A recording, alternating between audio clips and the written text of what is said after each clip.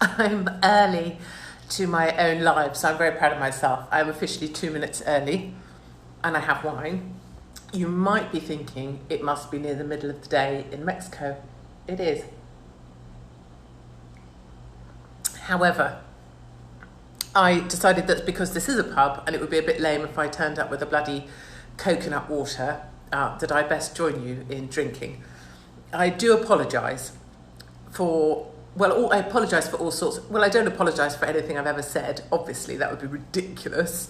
I do apologise for some things and something else that's made me giggle. So when you get, you buy a new bikini, this might freak some people out actually. And then when you get like will boys know this? Does it happen in men's trunks? That's a really good question. Okay, boys, when you buy a pair of swim trunks or budgie smugglers, do you get a lining thing that stops your bollocks touching the cloth that you're buying in case you take them back? I don't know if you do. Anyway, girls do, so that we don't ooze on a bikini bottom when we're about to buy it. Okay, the Katie's Arms took a strange turn right there off the bat, didn't it?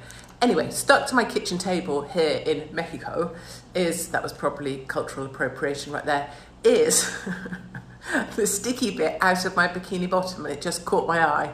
So I'm just sharing it with you. Boys, if you don't know what one of these is, that's massively sexist, isn't it? Are they just saying that only girls' bits are disgusting and you're fine to rub your penis on everything? This is what they stick in the bottom of pants and bikini bottoms before you buy it, so that your vagina doesn't come into contact with anyone else's vagina, unless you want it to, like at the Grammys, where you can put your vagina on someone else on stage. I digress. Are we nearly there yet at the start of the hour? No, that's what this is. Now, why it was stuck to my kitchen table, God only knows. Let's pass on that. And let's go back to topic. So I apologise for, number one, not being here when I should have been, which was yesterday. What happened, I thought, silly me, that in Mexico it was sunny all the time. And that turns out to be a monstrous lie. When it rains here, it doesn't just sort of rain, like we know rain, like we live in perpetual greyness, and that's why people are such miserable bastards most of the time, because we just endlessly wake up in grey, surrounded by grey people eating generally quite grey food. Here in Mexico, when it rains, as you will know if you've been, it absolutely chucks it down. It's like someone just dropped a sodding great reservoir on your head. I was on a bus, don't ask me why, sat with a bunch of Mexicans, excellent, and the bloody sky fell down. So the bus is surrounded. I'm in a moat, effectively, or on a lake in a bus, and I was supposed to be on the live, and then I didn't have a way of telling you because I had no Wi-Fi.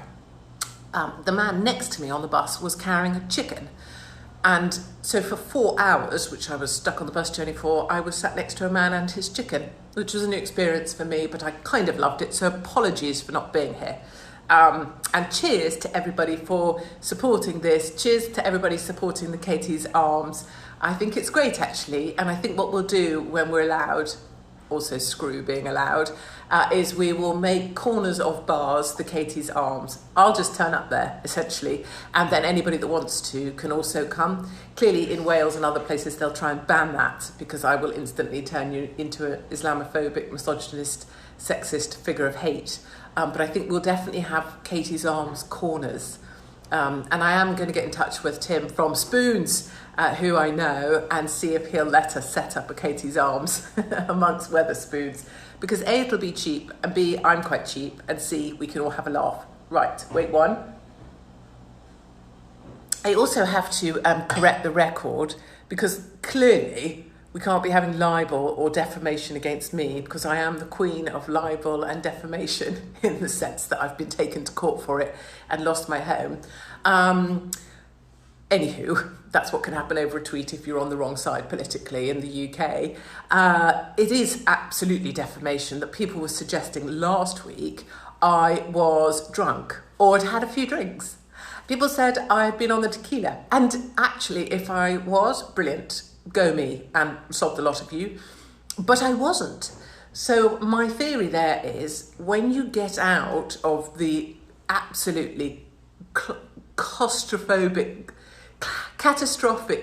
claustrophobic is what I want to say, hold on. Catastrophically claustrophobic Great Britain, you try it, it's bloody hard. it must release something in you. Maybe it's like endorphins, maybe it's like, I don't know what it is, some sort of miniature freedom orgasm thing. So that's what went on. So I wasn't actually drunk, hadn't been drinking, and that would have been absolutely perfect if I was, because everybody should do what the shitting hell they need to do to get through this. But I hadn't been. That's just what life is like when you're released from being locked down and it turns you into a psycho.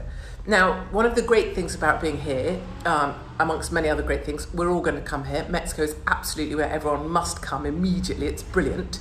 I've found a solution to the mask bullshit. And let me show you. I'm not putting it on because I'll sweat like a bloody paedophile in a school playground. I don't think that is an appropriate expression. This. Now, I don't know if any of you know El Nacho Libre. No?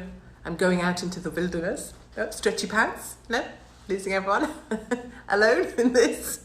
Okay, so if El Nacho is your favourite movie ever, which it's our family's favourite movie, we all adore it to bits, and Ignacio, I just love every character in it. Anyway, I bought this, which is literally on sale. So you can either get a PCR test here in Mexico, or you can buy one of these, or you can get a mango PCR test, or a mask like this. So my plan is, when I get on the next airplane, is that this will be my mask. And when I'm told to put my mask on by some slightly overweight air stewardess who thinks she can still fit in the uniform that she can't really fit into because she, hasn't fessed up to the fact that she's put on a few kilos under lockdown, this is the mask that I plan to wear. And so we'll see how that goes. And I will, of course, update you on that. I'm not sure if it's CCP compliant, but actually sod off to the CCP anyway, because we all know they're talking a load of shit.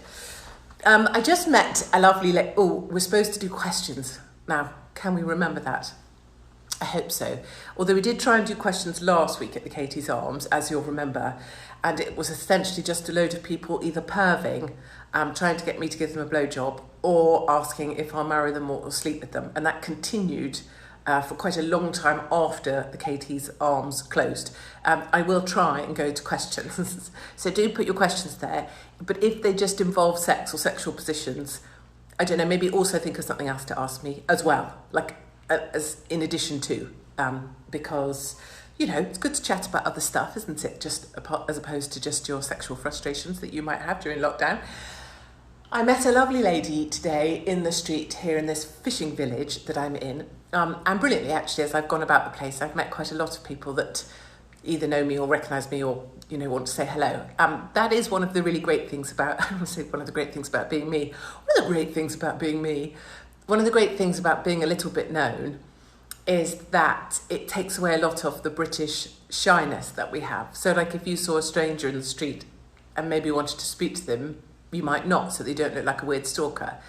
So that all goes with me because people see me, they know me, or they think they know me, so they can say hi, and they'll know I'll always say hi because I chat to anyone. I'll chat to the wall, to be honest, that we can see. I'll chat to a phone. So anyway, met a lovely lady from London who's here. A lot of people who are here were stuck here.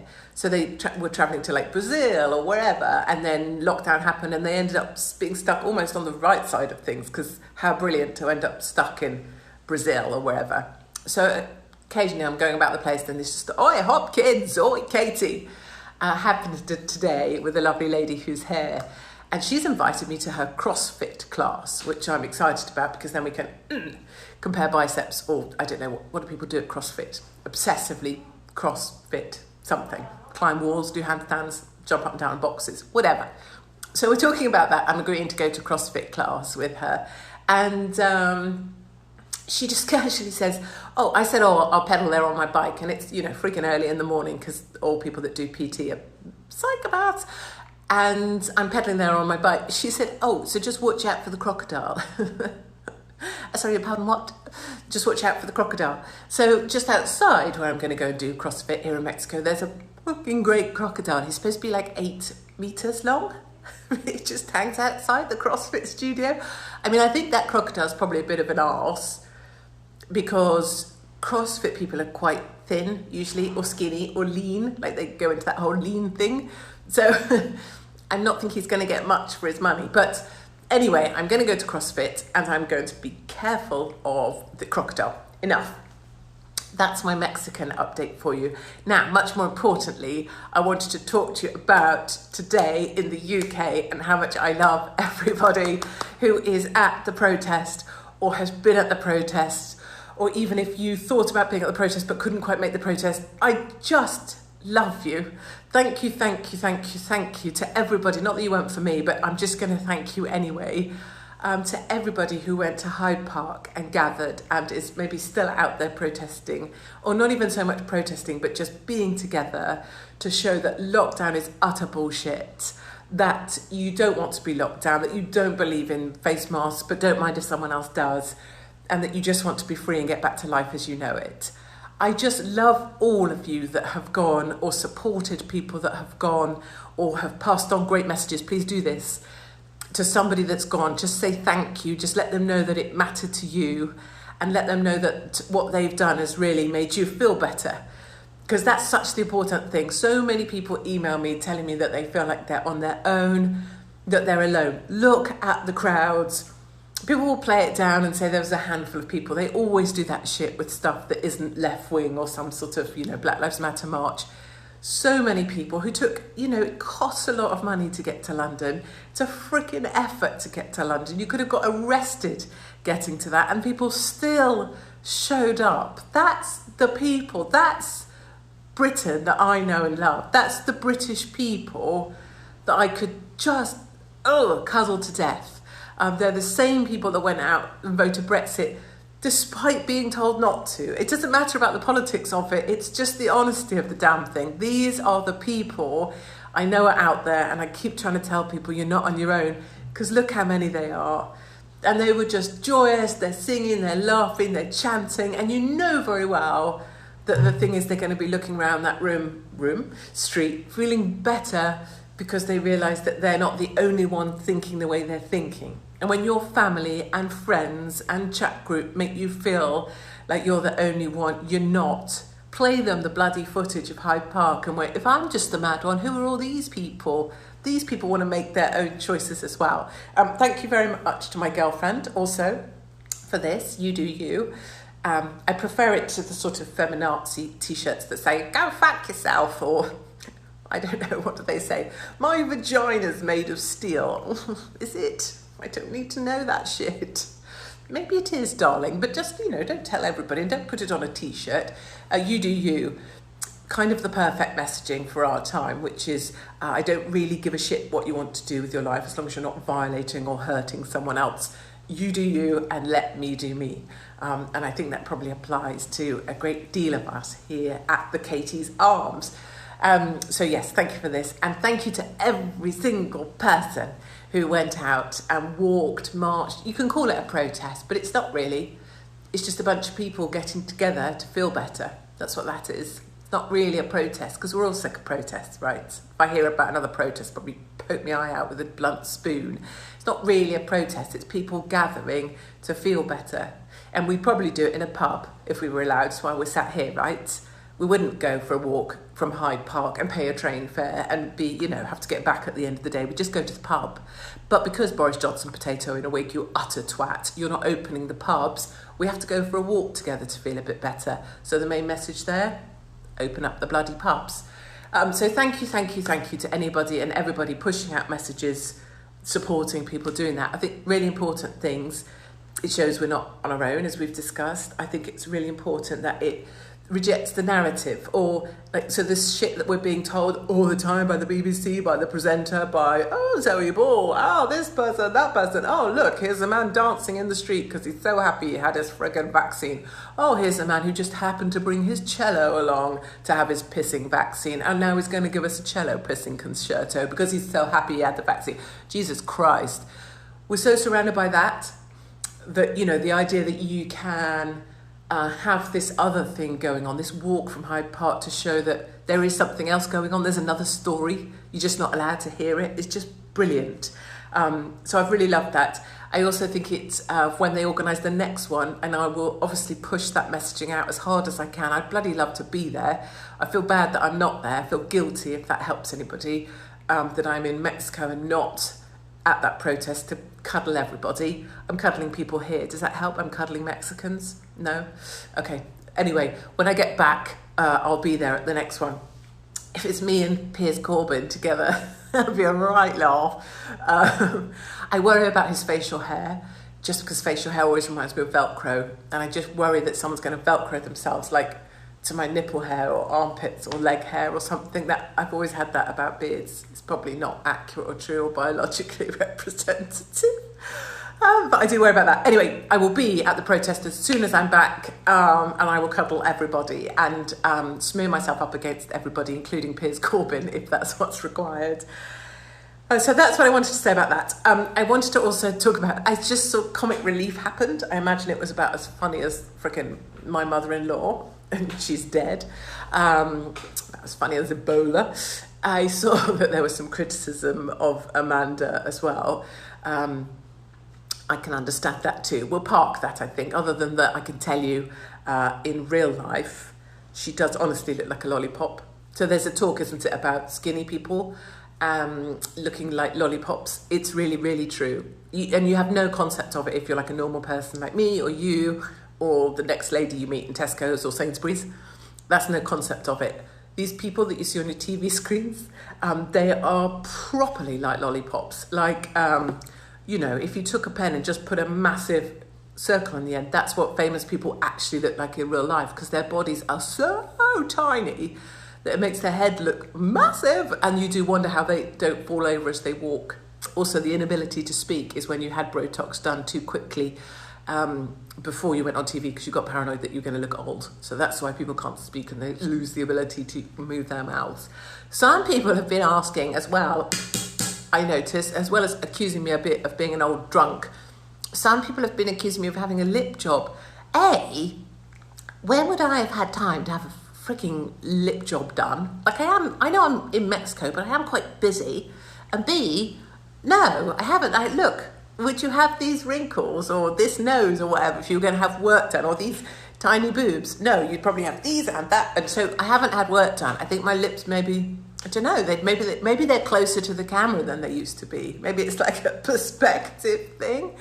Anyway, I haven't had work done, but Amanda does look like a lollipop in real life. Yes, she's had more work done than you can believe. And the weird thing is about, and you won't realise this either unless you've met her or know her, is that work on your face and things is done so it looks great like this on Instagram or whatever they go on. I don't know what these people do. What does she do? TikTok in a bikini, I think, doesn't she? Just shows her tits or nipples, whatever. Doesn't matter. Perfect. Well done, Amanda. That's amazing.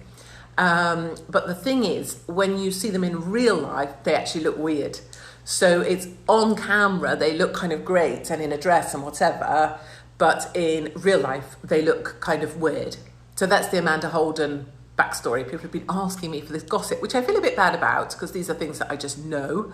But I would quite like, I'd like to, that wouldn't work, so it'd be a photo. I'd like to get a picture and show you the reality of what I'm saying. I don't know how to do that. Anyway, wait one, I've got a drink, can't drink and talk. Unless I could get subtitles across my tiny tits, but that wouldn't be many subtitles, would it? So, someone's saying, oh bless, I wish I was in Mexico. Bloody, I wish you were all here too, darlings, because then we could meet and have drinkies, and it's very lovely. Someone said, you were at the protest today. Oh my even goodness. I love you, I love you, I love you. Thank you. I know you didn't go for me, and I'm being like a mother who's like, oh, well done you. But I just thank you for being there. Thank you for walking those streets. And remember that I'm going to get emotional. Every person that saw you is somebody that you helped. So thank you for that. And it pushes back against this overwhelming wave. People feel that they must have this bloody vaccine or whatever. Some of you might have seen the YouTube video I did about the scripting that's been pushed onto the NHS to script so that they know how to manipulate you. So if you're 50, they know how to manipulate you best. Or if you're 80, they know to make it about a national effort. And if you're young, they make it about immediate validation. All of these different mechanical kind of levers. You know, like if you're in the Israeli Defense Force, literally the hottest people alive. I mean, seriously. But they understand pressure points. So if they want to inflict immediate pain on you, they can just go for the pressure points on you. I've learned some of that stuff. It's quite exciting. Israeli Defense Force don't say like serve to leave, like we do in the British military. They say, follow me, which I love, because they're going to go first and you just follow them. Anyway, pressure points. You can see I go off on one. Pressure points, that's what the NHS are doing to you. The behavioural scientists know where your pressure points are, and when they're trying to force you to have this vaccine, they're using the pressure points of guilt or immediate gratification or national endeavour to make you feel like you should have it and be compliant. So if you're feeling that pressure, there's a reason you're feeling that pressure, and it's because it's deliberately done. Somebody on here saying, love you so much, Queen Hopkins. That's just darling.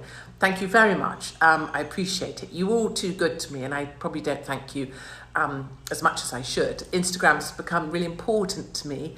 I don't give a shit about follower numbers. I don't give a shit about anything Instagram's trying to do. I couldn't give a toss about people trying to promote shit on here.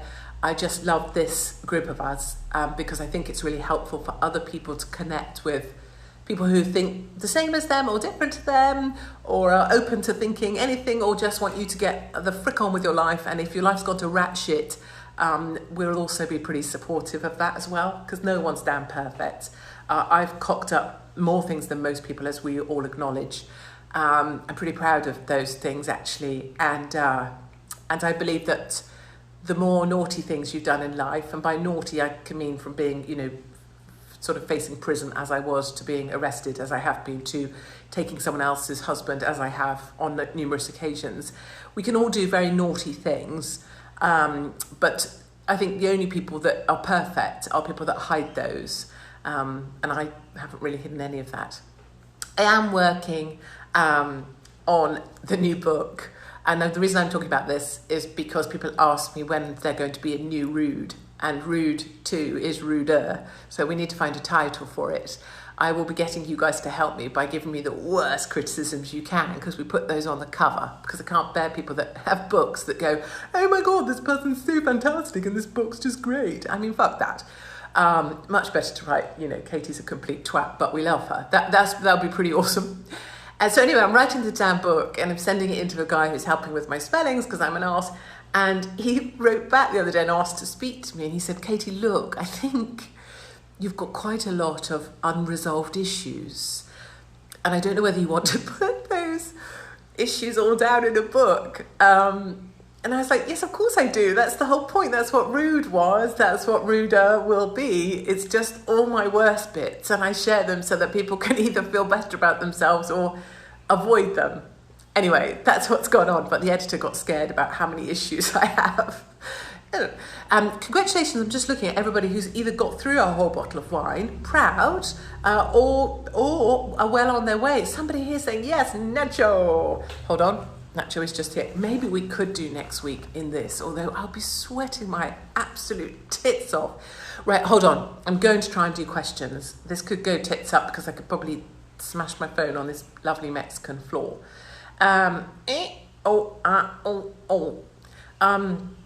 Oh God, right. Views on, do you know what, darlings? I'm actually going to use my pen here. Katie, no one wants a shag. Oh, how rude. That's probably worse, isn't it?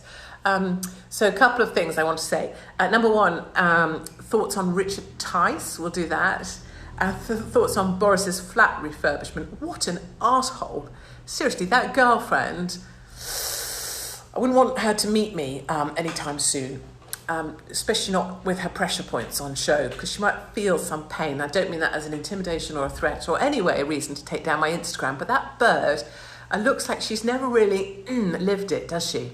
Boris's bird has got this, my husband would call her a Doris, and it's exactly right. She's got that weird flowery flouncy thing going on that she's never really had to clear a shower drain, has she? She's never really worked at Wimpy. I worked at Wimpy, £1.40 an hour. In a red dungarees. Anyone else? Wimpy? Hello? Anybody? The truth. Okay, I'll come to your question. Who's that, Matthew? I'll come to that in a minute, Matthew. Hold on. I'm writing down. Look, like a good little journalist. Don't laugh. Yeah, she's a bit flowery. Never worked in a Wimpy. I worked in Wimpy for £1.40 an hour. Yeah, in a red dungarees. Do you remember the red dungarees? And my red dungarees were I think a size too short, or either just, I am freaking tall. So they used to chafe, but up my foof, So when I was serving a bender in a bun, it was a bit of a chafing situation. And I don't know if you remember the tables at the Wimpy, but they were literally at crotch height. So when I served a bender in a bun, I was serving it at crotch height with my foof, kind of, what's that stuff called that you put between your teeth? Nope, it's gone. Anyway, yes, that was the effect.